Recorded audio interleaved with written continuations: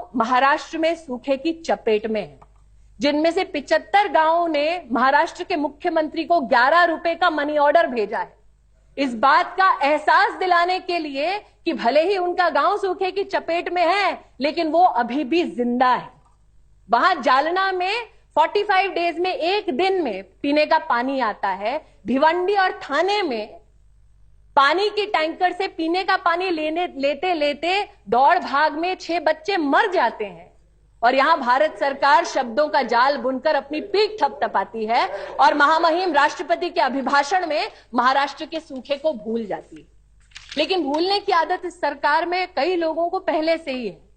मुझे अभी भी याद है कि जब मीडिया के बंधुओं ने ऑगस्टा वेस्टलैंड के स्कैम के बारे में भारत के गृह मंत्री से उनकी टिप्पणी मांगी, तो भारत के गृह मंत्री ने कहा, लोग बोफोर्स भूल गए थे, ये भी भूल जाएंगे। और घोटालों की बात छोड़िए, अगर आज मैं पूर्वोत्तर के किसी नौजवान से मिलती हूं तो पूर्वोत्तर का नौजवान मुझसे कहता है कि भारत की सरकार तो हमको कब का भुला चुकी। वरना क्या यह संभव था कि 6.5 दशक के आजादी के बाद भी आज भी मिजोरम हो, मणिपुर हो, नागालैंड हो, अरुणाचल हो, मेघालय हो, आज भी इन 5 राज्यों की राजधानी को रेल के माध्यम से हम पूरे देश से जोड़ नहीं पाए हैं। भूलने की आदत इस सरकार की इतनी है महोदय कि जब बांग्लादेशी घुसपैठियों ने असम में हिंदुस्तानियों पर आक्रमण किया, हिंदुस्तानियों को उनके घरों से बाहर खींचकर उनके घरों को जला दिया, 3,60,000 हिंदुस्तानी जब कोकड़ाझार और धुबड़ी में कैंप में रहने पर मजबूर हो गए, तब भारत सरकार 2 दिन तक आर्मी भेजना भूल गई। आलम तो यह है महोदय कि महामहिम के अभिभाषण में उन सरपंचों का भी उल्लेख नहीं है जिन्हें जम्मू और कश्मीर में आतंकवादियों ने मौत के घाट उतार दिया, सिर्फ इसलिए क्योंकि उन सरपंचों ने लोकतंत्र पर विश्वास दिखाया। यहां पर अगर किसी को याद रहा तो एक परिवार के प्रति अपने श्रद्धा सुमन को अर्पण करना याद रहा। और स्वाभाविक है कि जिस राजनीतिक पार्टी में परिवार के प्रति प्रतिबद्धता के आधार पर ही राजनीतिक भविष्य उज्जवल होता है, उस पार्टी में स्वाभाविक है कि आप परिवार को प्रणाम करें। लेकिन बड़ी विनम्रता से आज मैं सदन में एक बात कहना चाहती हूं कि जिस नौजवान का सरहद पर सर काटा गया, उस नौजवान के परिवार ने आज तक न सदन में न सड़क पर इस राष्ट्र पर अपना एहसान जताया है। जिस बेटे के शव को पाकिस्तानी आर्मी ने म्यूटिलेट किया, उस सौरभ कालिया के पिता ने आज तक इस राष्ट्र पर एहसान नहीं जताया है। अगर उम्मीद की है तो सिर्फ इतनी कि उन्हें न्याय मिलेगा। और भारत की सरकार ने ऐसे परिवार को क्या दिया? भारत की सरकार पाकिस्तान के साथ क्रिकेट खेलने में मसरूफ हो गई और जब गेंद पर तालियां पड़ी तो उन तालियों की गड़गड़ाहट में हमारी सरकार ये भूल गई कि शहीदों के परिवार आज भी इंसाफ के लिए इंतजार कर रहे हैं।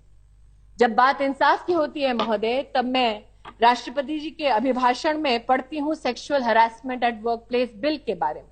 इस सदन में जब उस बिल पर चर्चा हुई थी, तब मैंने आग्रह किया था सरकार से कि शायद आजाद हिंदुस्तान में पहली बार एक ऐसा कानून आ रहा है जिसमें अगर महिला को सेक्सुअली हरास किया जाता है तो कानून में प्रावधान है कि अक्यूज्ड के साथ आप सेटलमेंट कर सकते हैं। क्या यह डिटरेंट फैक्टर है सर, जिसकी हम अपेक्षा करते हैं?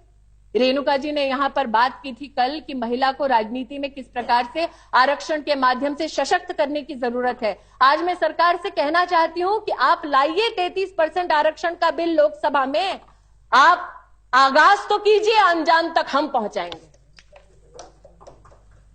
कल आदरणीय leader of opposition Arun Jaitley ji ने कहा इस सदन से कि let us immediately pass legislation which ensures the dignity and security of women in our nation. और मुझे यकीन है कि हम सब अरुण जी की इस बात से सहमत हैं। जब दिल्ली में गैंगरेप की घटना हुई तो हम सब एक स्वर में बोले, सरकार के मंत्री भी बोले कि फास्ट ट्रैक कोर्ट्स की जरूरत है।